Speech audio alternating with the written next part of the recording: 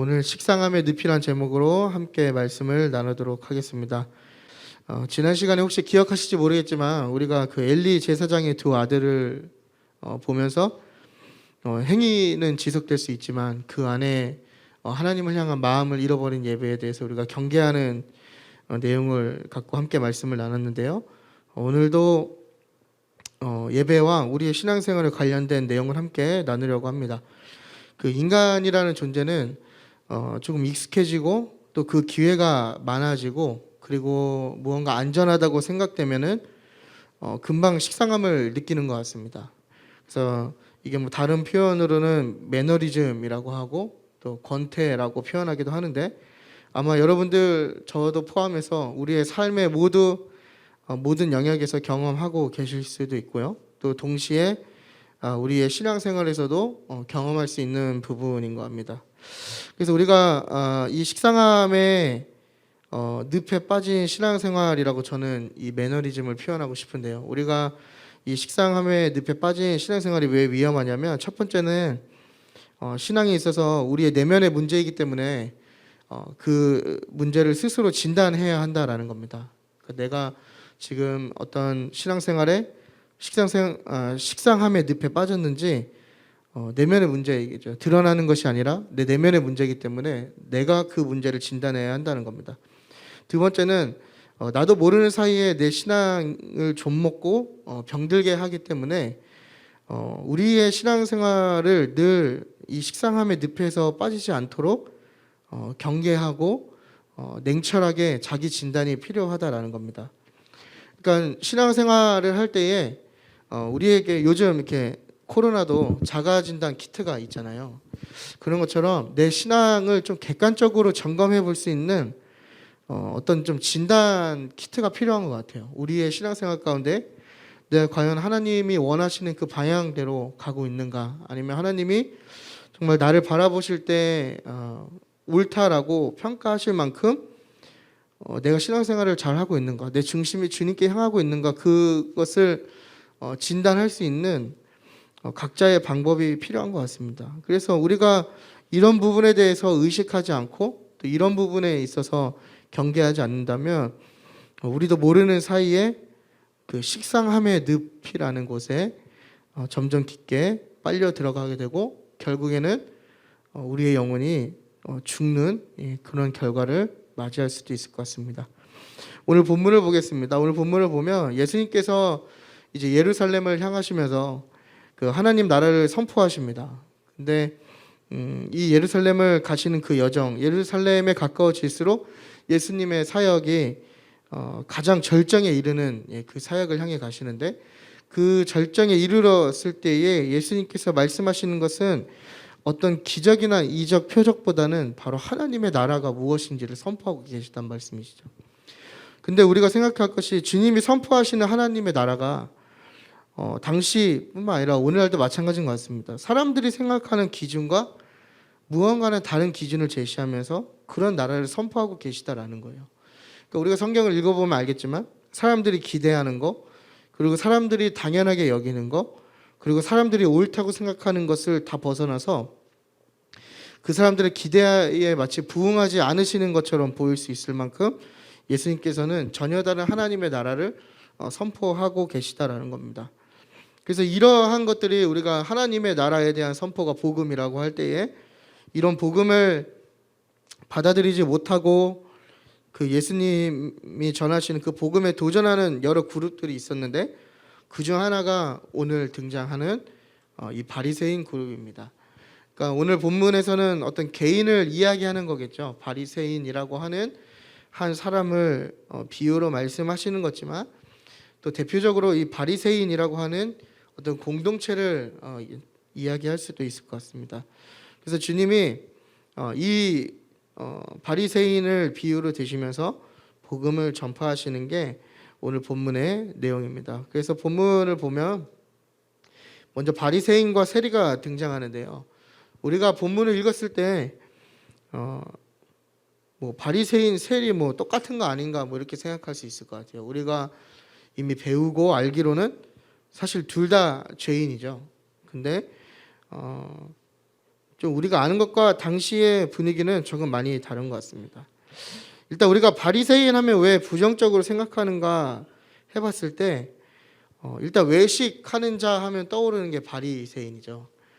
되게 타이틀이 안 좋은 타이틀을 지금 소유하고 있는 바리새인인 것 같은데, 아마 예수님께서 외식하는 바리새인을 많이 책망하셨기 때문에 특히나 이 개신교에서는 이 외식하는 부분에 있어서 너무나 경계하고 이런 부분을 조금은 부정적으로 이야기하는 것 같아요. 그러니까 물론 외식하는 거는 좋은 건 아니지만 그 외식을 넘어서 이제 모든 행위까지도 그 가치를 떨어뜨리는 게 이 개신교 종교 개혁의 좀 한 실패의 부분이 아닌가 이렇게 생각이 됩니다. 그래서 구원만 강조하고 구원에 이르면 다 된다라는 어떤 관점을 갖고 신앙생활을 하게 되는 거죠. 그래서 더군다나 개신교에서는 우리 식상함의 늪이란 제목으로 함께 말씀을 나누도록 하겠습니다.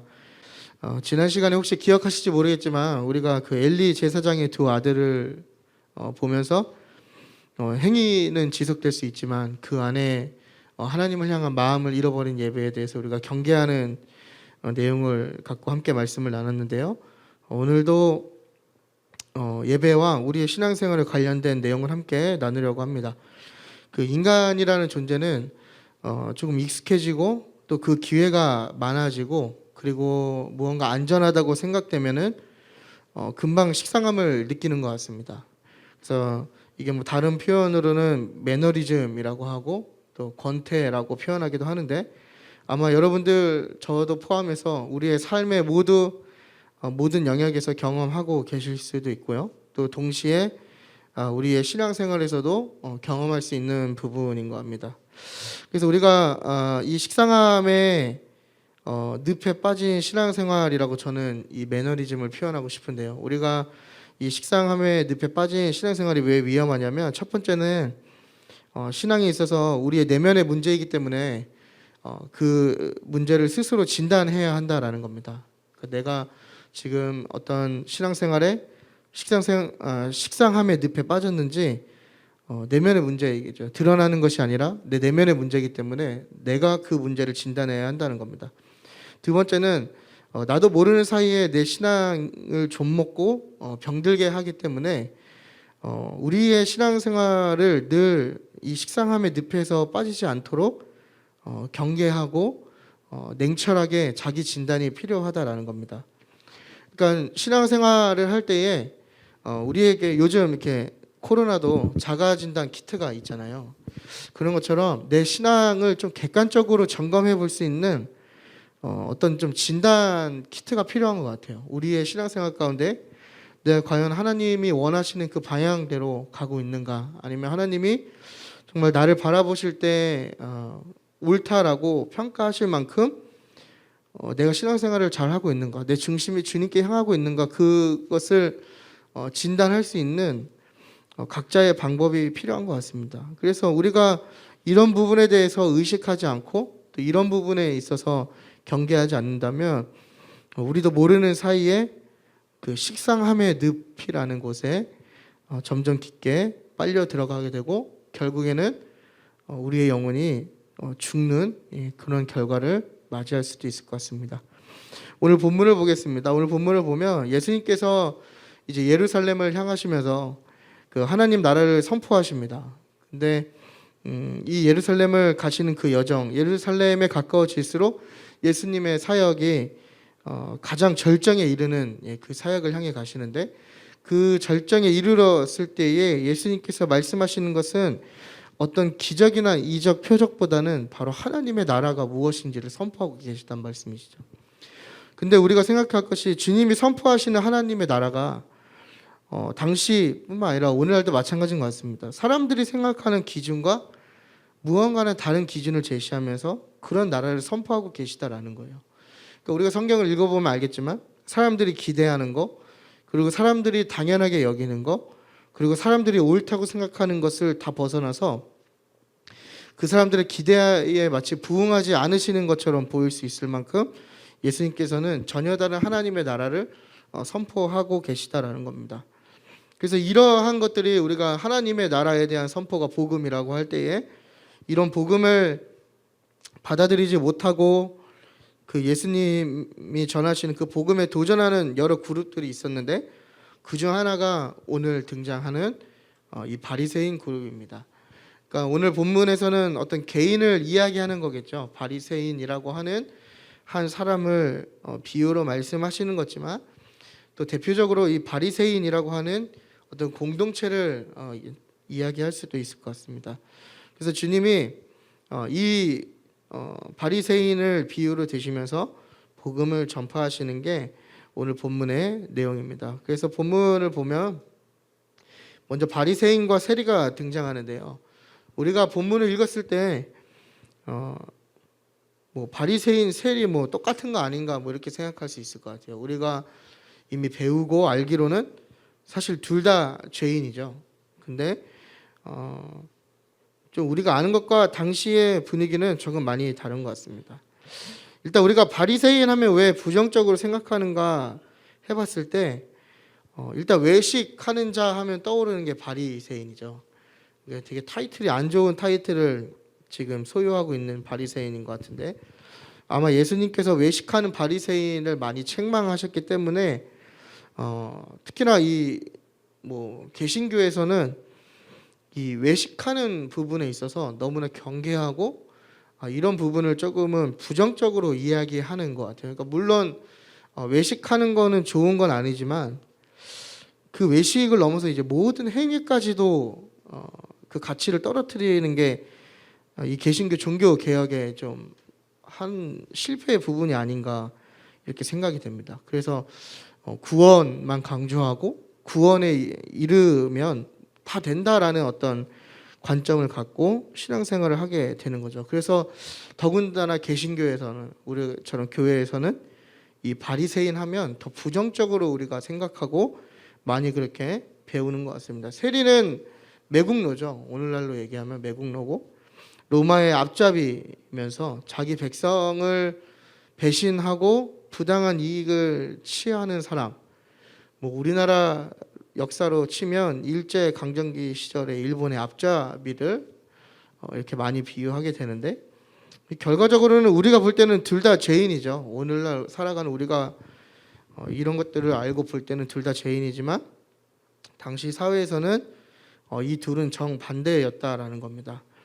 당시 바리새인은 팔레스타인 유대 사회에서 가장 경건한 사람들의 그룹이었습니다. 그러니까 경건을 취하는 사람들이었고 경건을 되게 중요하게 생각하는 사람들이었어요. 근데 그 경건이 이제 너무 열정이 뛰어나다 보니까 하나님을 보고 있으면서도 하나님을 알지 못할 만큼 그 눈을 가릴 만큼 이 경건의 진심의 사람들이었단 말이죠.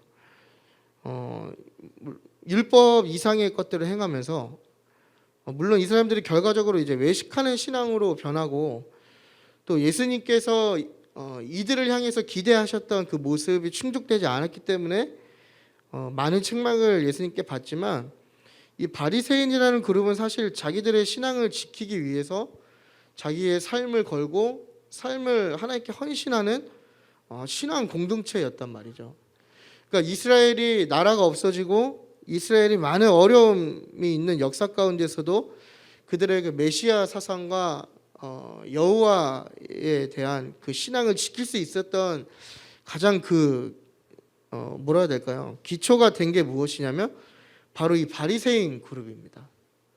그러니까 우리가 무작정 뭐 바리새인 하면 그냥 나쁜 놈들, 뭐 외식하는 뭐 가식적인 사람 이렇게 생각할 문제가 아니라 조금 다른 입장에서 보면 이스라엘의 신앙을 지키는 되게 훌륭한 그룹이었다라는 거죠. 그러니까 평신도 그룹인 거예요. 그러니까 뭐 레위인들을 뭐 오늘날로 치면 뭐 저와 같은 교역자나 뭐 목회자가 될 수 있다면 이 바리새인 그룹은 바로 여러분들처럼 삶을 결단하고 하나님 나라를 위해서 자기의 신앙을 지키려고 하는 그런 평신도 그룹이었다라는 겁니다. 그러니까 여기서 나온 대표적인 인물이 바울이죠. 그러니까 무조건 바리새인들이 다 뭐 죄인이다, 뭐 다 외식하는 자다라고 이렇게 생각할 게 아니라 나중에 성경을 좀 찾아보시면 아시겠지만 바울은 율법에 흠없는 자였거든요. 진짜 그 하나님의 말씀을 잘 지키면서 살았던, 그러니까 이런 사람들도 있었다라는 겁니다. 되게 통상적으로 우리가 이해하기에는 좀 인정받는 위치에 있을 수밖에 없었겠죠. 반면에 세리는 로마에 충성하고 되게 비열한 사람이고, 로마에 대한 세금을 거둔 다음에 그 징수한 세금에 따라서 수수료를 받았기 때문에 세리들이 자기들이 더 부당한 이익을 취하기 위해서는 세금을 더 과도하게 부과하고 거기서 나오는 이윤을 취하여야 했겠죠. 그러니까 사람들을 속일 수밖에 없었고 되게 악명이 높았을 거란 말이죠. 그래서 사람들이, 특히나 이 유대인들이 무언가 그 선민 사상에 가득 찬 이 상황 속에서 이 세리라는 사람을 엄청 증오하면서 좀 속된 말로 인간 이하의 취급을 하는, 인간으로 보지 않는 이러한 입장에 있었을 겁니다. 당연히 이 부정적인 평가를 받는 건 세리였겠죠. 근데 예수님께서 이 두 사람의 평가를 다르게 하신다라는 게 우리가 조금은 오늘 다르게 생각해볼 부분인 것 같습니다. 그러니까 주님이 바리새인이 아니라 세리가 의롭다라고 말씀하시잖아요. 결과적으로. 그러니까 우리가 이걸 통해서 알 수 있는 건 뭐냐면 하나님께서는 사람의 높임과 사람의 기준과 전혀 다른 방식으로 사람을 바라보고 계시다라는 겁니다. 그러니까 우리가 생각할 때 단순히 우리가 보고 우리가 이해한 대로 하나님께서 보시는 게 아니라 하나님은 하나님만의 기준이 있다라는 것이죠. 그렇다면 사람들의 인정을 받는 바리새인이 왜 주님의 기대에 부응하지 못했는가? 바로 식상함의 늪에 빠져서 변질된 신앙이 되었기 때문입니다. 그러니까 되게 훌륭한 그룹이라고 저는 평가를 해요. 개인적으로 이 제 의견에서 좀 반대하시는 분들도 계실 수도 있지만 사실 이스라엘의 역사를 많이 이렇게 공부하다 보면 그래도 바리새인들이 무언가 한 게 있구나라는 것을 좀 많이 발견하게 되거든요.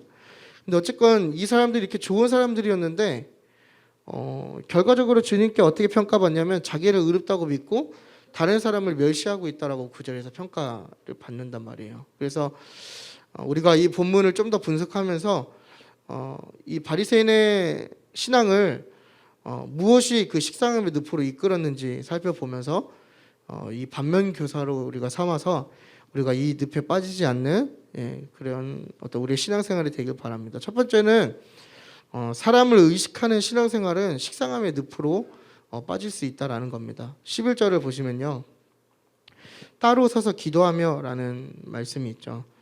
이 사람은 누구나 다 그 인정받기 원하는 욕구가 있습니다. 저도 있고요. 아마 여러분도 있으실 거예요. 그 누구도 내가 인정받지 않는 걸 원하시는 분은 계시지 않을 것 같은데 이 바리새인도 인정받기 원하는 욕구가 있었는데 이게 하나님의 인정이 아니라 사람들의 인정을 받기 원했다라는 겁니다. 그래서 바리새인이 하고 있는 모든 종교 행위들이 하나님을 향하는 것이 아니라 사람에게 보여주고 경건하게 보이기 위한, 그리고 경건한 사람으로 인정받기 위한 행위들이었다라는 거예요. 그러니까 오늘날로 굳이 예를 들면 큰 성경책 들고 오시는 분들 있죠. 그리고 차에 십자가 크게 달아놓으시는 분들, 또 뭐가 있을까요? 차 이렇게 뒤에 이 성경책 많이 올려놓으시는 분들 이렇게 계시는데, 그런 분들이 꼭 운전하실 때 보면은 불법 유탄하시고 막 그런 모습 보이죠. 양보 안 해주시고. 근데 지금 무언가 좀 내가 더 경건해 보일 수 있는 그러한 행위들을 지금 바리새인들이 하고 있다라는 건데, 이 서서 따로 기도하면, 서서 기도한다는 게 이 유대인들의 일반적인 기도 자세입니다, 사실. 근데 이게 서서 기도했다고 해서 바리새인이 서서 기도했기 때문에 왜 시켰는가, 그게 아니라 세리도 서서 기도했고요. 그러니까 이 기도하러 가는 사람들은 다 서서 기도했습니다, 당시에. 근데 헬라어의 원어를 잘 살펴보면 세리가 서서 기도하는 것은 능동형으로 쓰여졌단 말이죠. 내가 원해서 내가 하나님께 집중하기 위해서 이렇게 능동형으로 쓰인 것과 달리 이 바리새인의 경우는 수동태가 사용됐습니다.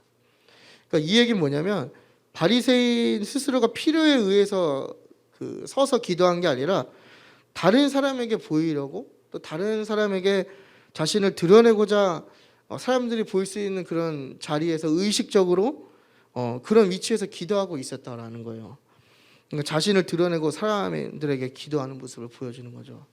그러니까 뭐 저도 신학교 다닐 때 그런 친구들 많았는데 점심 시간에 밥 안 먹고 괜히 그 기도실 가서 기도하고 막 기도하는지 안 하는지 모르겠지만 채플만 들이면은 막 맨 앞에 서서 손 들고 찬양하고 기도하고 이러는데 삶을 들여다보면 엉망일 수가 없어요. 막 되도 않는 소리 하고 있고 맨날. 그리고 맨날 하는 얘기가 뭐 하나님의 뜻을 구했다 그러고 거의 뭐 범죄와 같은 짓을 저지르는데 그런 그 친구들을 보면서 과연 하나님의 뜻을 어떻게 분별하는가를 막 질문했던 제 기억이 나는데 아마 바리새인이 그런 모습이었던 것 같아요. 뭔가 우리도 그렇게 생각하잖아요. 뭔가 열심히 찬양하고 열심히 어떤 행위를 하면 저 사람 믿음이 되게 좋아 보인다. 뭐 이렇게 생각할 수 있는데 바리새인이 바로 그걸 노렸다라는 겁니다. 이 따르라는 표현은요 공간적인 분리도 있어요. 뭔가 더 잘 보이기 위해서 사람이 많은 곳이 아니라 다른 곳에 갔다라는 공간의 분리도 있지만 이게 또 다른 의미로는 하나님을 향하는 기도가 아니라 자기 자신을 지켜 세우고 자신의 자랑거리만을 놓았다라는 겁니다. 그러니까 바리새인의 기도가 정말 하나님을 향한 기도가 아니라 결국엔 자기 자랑을 하나님께 늘어놓았다는 거죠. 그러니까 11절에 나오는 모든 내용 12절까지도 사실은 이게 하나님한테 내가 이만큼 했다라는 걸 지금 자랑하고 있는 내용입니다. 되게 거만한 기도를 하고 있는 거죠. 그러니까 이 바리새인의 기도에는 하나님이 아니라 온통 눈에 보이는 사람을 의식하는 거예요. 그러니까 당시 막 기도를 크게 외치면서 했거든요. 그러니까 오늘날도 가보면 그렇게 하긴 하는데, 그러니까 그 기도 내용을 다 지금 얘기하는 거예요. 사람들이 들으라고. 나는 가늠하지 않았고, 나는 11조도 드렸고, 나는 금식도 했고, 나는 이러한 잘못도 하지 않았고 나는 저 사람들과 다르고 이걸 지금 들으라고 막 크게 이야기하는 거죠. 그러니까 우리도 아니라고 말하지만 가끔은 인정받기 원하는 욕구에서 자유롭지 못할 때가 있지 않습니까? 사람을 의식하고 사람들이 나를 인정해 주길 되게 바라는 거죠. 그리고 반대로 이게 사람의 욕구뿐만 아니라 그냥 사람들 자체가 그런 보여지는 것들로 인정을 합니다. 그렇죠? 그래서 조금 교회에 오래 머무르면 와, 너 되게 믿음 좋다. 특히 저희 청소년들한테 제가 늘 그 얘기 하거든요. 니네 어른들이 너네 믿음 좋다고 얘기하는 거냐? 교회 오래 있으면 믿음 좋다고 하는데 착각하지 마. 제가 말이야. 너네 믿음 하나도 없어. 삶이 엉망인데 무슨 믿음이 좋다고 얘기를 하는 거야. 이렇게 또 얘기하면 저희가 되게 삭막한 것 같은데 이게 늘 있는 대화예요. 그냥 신앙에 대해서 고민하고 근데 그런 걸로 평가받기를 되게 좋아하는 친구들이 있다라는 거예요. 근데 이게 애들뿐만 아니라 어른도 그렇다는 거죠. 뭔가 교회 좀 오래 있고 예배 시간 안 할 때 좀 교회 나오고 또 무언가 강대상에서 자기 이름이 많이 거론되면 사람들이 그러한 데이터를 갖고 저 사람 되게 믿음이 좋은 사람이다. 저 사람은 진짜 많은 일을 하는 사람이다. 저 사람은 되게 믿음의 사람이구나. 이렇게 평가하지 않냐라는 거예요. 다 그렇게 인정하는 거죠. 예배 자리 많이 지키면 믿음이 좋다라고 그냥 생각을 하는 거예요. 그 예배 속에서 우리가 무슨 생각을 하고 있는지, 이 예배가 그냥 행위의 연속인지 어떤 삶 속에 변화와 성화가 있는지는 중요하지 않고 그냥 보여지면 그 보여지는 대로 평가를 받기 때문에 그렇게 평가하는 사람이나 또 그런 거에 연연해서 그런 것들로 평가받기 원하는 사람이나 하나님을 떠나서 다 그렇게 살고 있다는 거예요. 그러니까 바리새인이 그런 모습이었다는 거죠. 내가 누구를 향하고 있는지, 내가 무엇 때문에 이것을 하고 있는지 중요하지 않는 거예요. 특히나 우리가 교회에서 많은 일을 할 때 저는 가끔 그런 생각을 해봐요. 교회에서 뭔가 행사들이 많고 또 분주하게 막 여러 가지 일들이 이루어질 때 이게 누구를 만족시키기 위해서 하는 일인가 저는 이런 고민도 해보거든요. 한 걸음 뒤에서. 물론 저도 그 현장에서 열심히 뛰지만 가끔은 제 생각은 좀 한 발자국 뒤에서 과연 이게 누구의 영광을 위해서 하는 걸까? 이런 생각도 해봐요.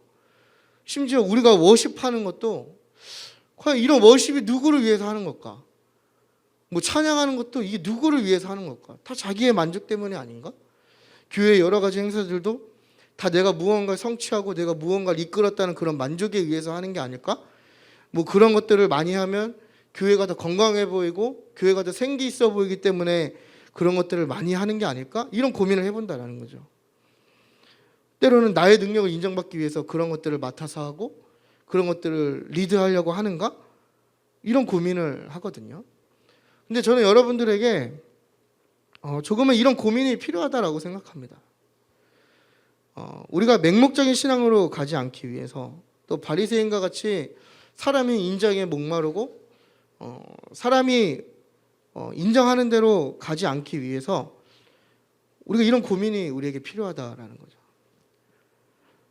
그러니까 다 사람을 의식할 수밖에 없는 상황이 되어가고 있다는 겁니다.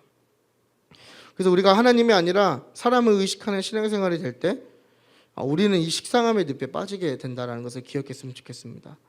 그래서 인간을 의식하고 신앙생활하면서 인간에게 인정받는 것은 잠깐이고 쉽기 때문에 순간은 되게 만족하는 것처럼 스스로가 느끼게 됩니다. 우리도 그런 경험하죠. 누군가 나에게 잘했다고 하고 막 이렇게 막 이름을 이야기하면서 높여주고 또 막 최고라고 하면 그 순간은 만족하는 것처럼 느끼지만, 그런 것들을 많이 경험하시는 분들은 오히려 더 그것들이 그런 반복됨 속에서 더 공허하다는 걸 깨닫게 될 거예요.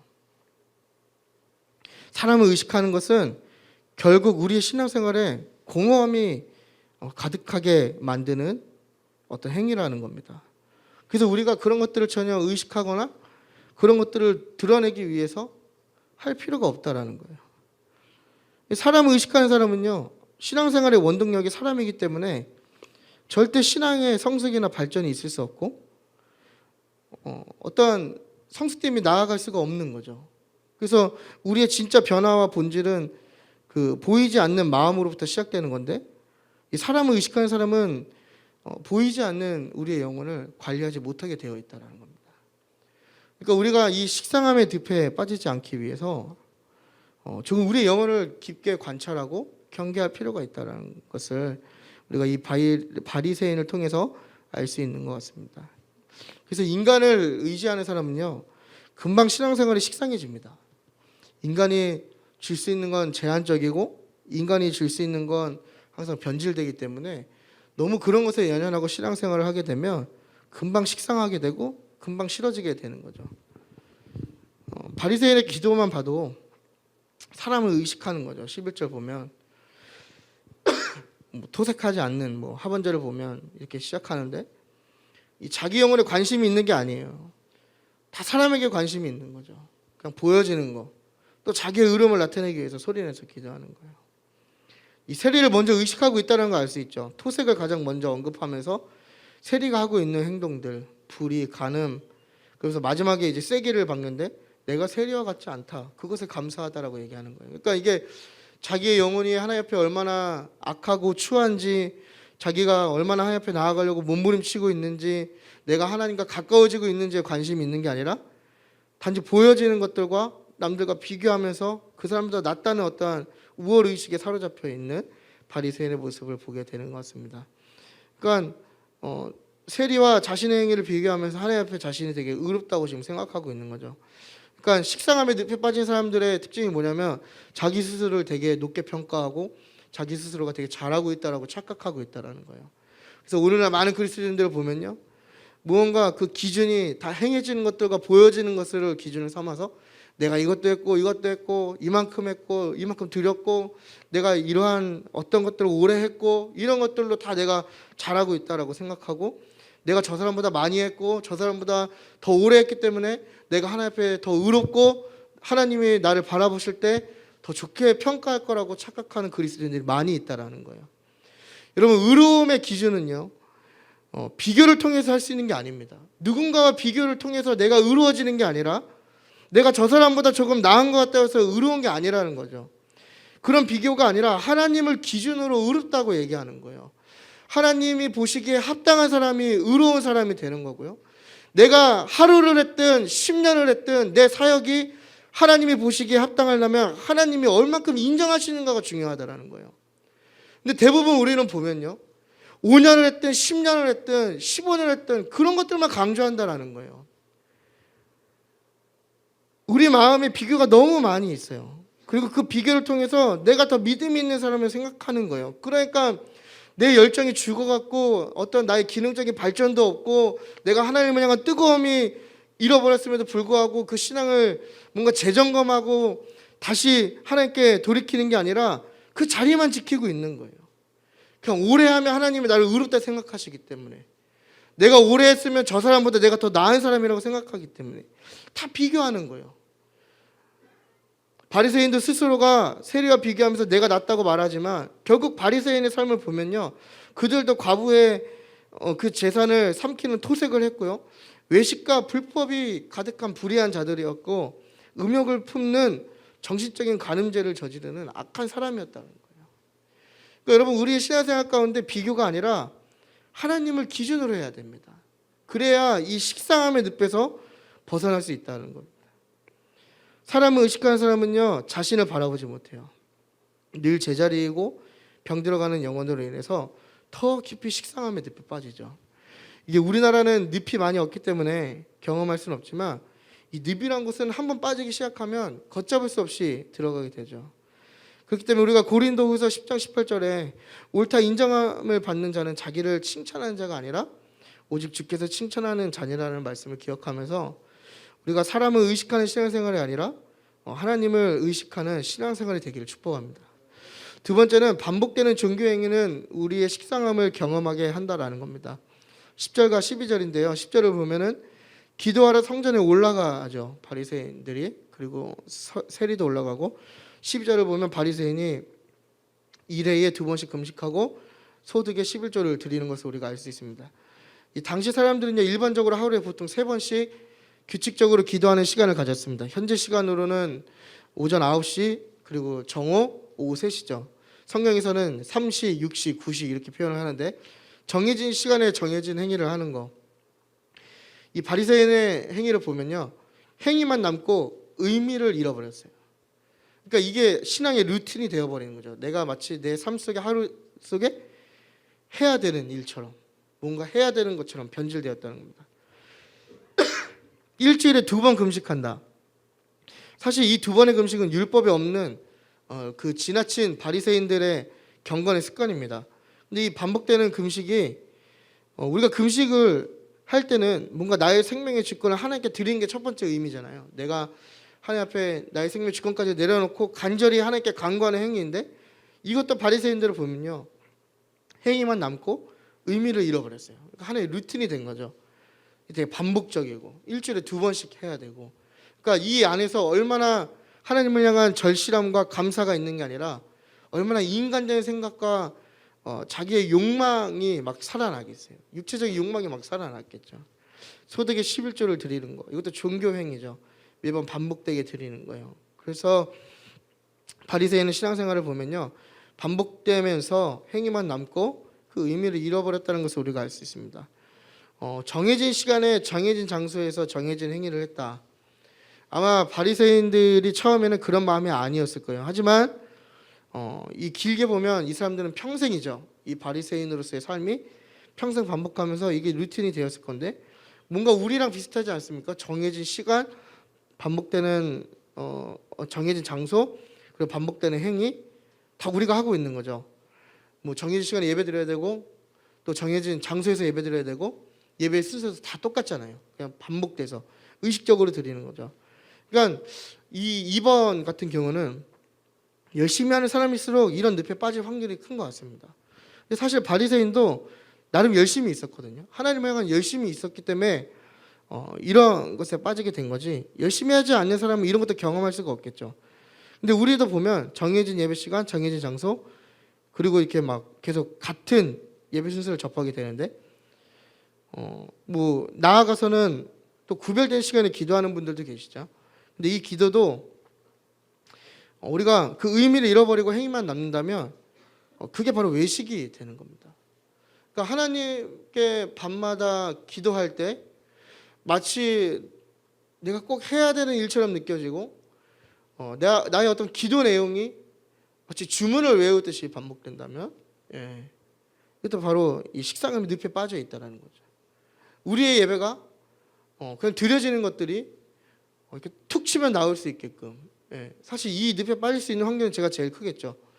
저는 오히려 예배 순서를 생각하거나 뭐 이렇게 고민하면 많이 틀려요. 그래서 방송실에서 사역할 때도 이렇게 옆에 담당들이 다음은 뭐라고 이렇게 순서를 말해주지 않을 때 제가 이렇게 이야기하거든요. 근데 그건 이제 생각을 하고 하는 게 아니라 그냥 많이 하다 보니까 이게 익숙해져서 그런 것 같아요. 근데 우리도 이런 예배를 드릴 수 있다는 거죠. 오히려 제가 예배 순서가 뭐지 막 처음부터 생각하면은 기억이 안 나요. 근데 그냥 툭툭툭 치고 나가면 다음은 이거, 다음은 이거, 다음은 이거. 뭔가 많이 반복되고 많이 했기 때문에 그런 의미를 잃어버리고 그냥 기계적으로 움직이지 않냐라는 거예요. 심지어 주기도문 하는 것도, 또 사도신경 하는 것도 마치 주문을 외우듯이 예배의 한 순서로 우리가 이해하고 반복되는 행위로 마치 기계와 같이 지금 하고 있지 않냐라는 겁니다. 우리도 우리 예배를 좀 점검할 필요가 있는 것 같습니다. 그래서 예배를 드릴 때 예배에 대한 감사와 또 하나님을 찬양하는 걸 잃어버리고 의식적으로 반복적으로 행해지는 행위가 지금 그렇게 드려지고 있는 게 아닌가라는 거죠. 우리가 2022년도를 이제 2월 맞이하면서 시작하는 이 시점에 과연 우리의 예배가 어떻게 하나님께 드려지고 있는가 좀 고민해 볼 필요가 있다는 겁니다. 또 예배를 통해서 회복이 있고 기쁨이 있어야 되는데 무언가 예배가 책임감처럼 느껴지고 예배가 지루하고 생기가 없다면 이미 우리는 그런 반복됨 속에서 의미를 잃어버리고 행위만 남은 바리새인과 같은 경건의 어떤 삶을 살고 있을 수 있다는 겁니다. 근데 이게 예배뿐만이 아니죠. 뭐 개인의 경건 생활, 기도하는 거, 말씀 있는 거, 이 말씀 있는 것도 우리가 좀 점검할 필요가 있는 것 같아요. 이제 저도 하루에 한 조금은 10장, 많으면 20장씩 이렇게 신구약 나눠서 읽고 있거든요. 이제 근데 어느 순간 보면요, 그냥 공부하듯이 성경을 읽을 때가 있어요. 또 하루는요, 마치 이거 꼭 제가 해야 되는 것처럼, 그러니까 계획이 다 있잖아요. 이만큼 읽어야 되고 내가 어느 때까지 이 성경을 끝내야 되는 그게 있는데 마치 그 계획이 틀어지면 안 되는 어떤 루틴처럼 이렇게 말씀을 읽고 있다라는 거예요. 그 말씀이 나에게 무엇을 이야기하는지, 하나님이 이 말씀을 통해서 나의 삶을 어떻게 변화시키고 싶으신지 이런 것들을 고민하지 않고 내가 당연히 해야 될 일처럼 말씀을 읽고 있다는 거죠. 헌신도 마찬가지겠죠. 각자의 각 위치에서 헌신하는 것들. 특히나 우리 이렇게 기능적인 사역을 담당하시는 분들은 좀 이런 부분을 좀 깊게 고민할 필요가 있는 것 같습니다. 그러니까 뭐 5년, 10년을 했는데도 5년 전 모습과 지금 내 모습이 똑같다면 사실 이건 그냥 반복적인 행위로 남아 있는 거죠. 그러니까 뭐 그렇게 이야기할 수도 있어요. 그럼 우리가 뭐 프로처럼 해야 되느냐? 예배의 프로가 어디 있습니까? 다 하나님 전심으로 예배하고 예배의 열정이 있으면 발전하게 돼 있는 건 당연한 거예요.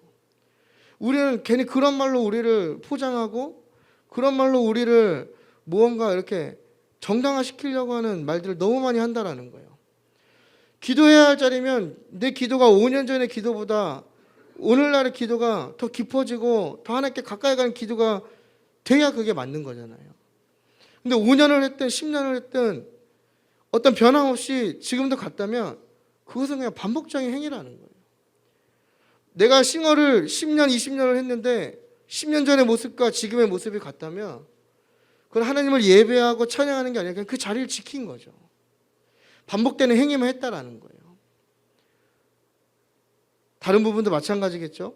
뭐 저 같은 경우는 말씀을 연구하고 말씀을 알아가는 게 뭐 설교하는 게 5년 전의 설교와 지금 설교가 똑같다면 저도 그냥 자리만 지키고 있는 거겠죠. 무언가 경건해 보이는 척하면서 많이 배운 척하면서 신실한 척만 하고 있는 거겠죠. 다 의미 잃어버린 반복적인 행위로 남는 거예요. 그래서 여러분 우리가 이런 반복되는 신앙생활에서 생각해야 됩니다. 그리고 스스로에게 질문해야 돼요. 나의 이 행위가 정말 의미가 있는가? 진짜 하나님을 향한 그 의미가 있는가? 이 껍데기만 남은 게 아닌가? 점검해야 된다는 겁니다. 그래서 디모데후서 3장 5절 말씀을 보면 경건의 모양은 있으나 경건의 능력은 부인하니 다 행위만 남은 자들을 이야기하는 건데 오늘날 내 신앙생활이 과연 이 경건의 모양만 갖고 지금 하나님을 예배하고 신앙생활을 하고 있는 게 아닌가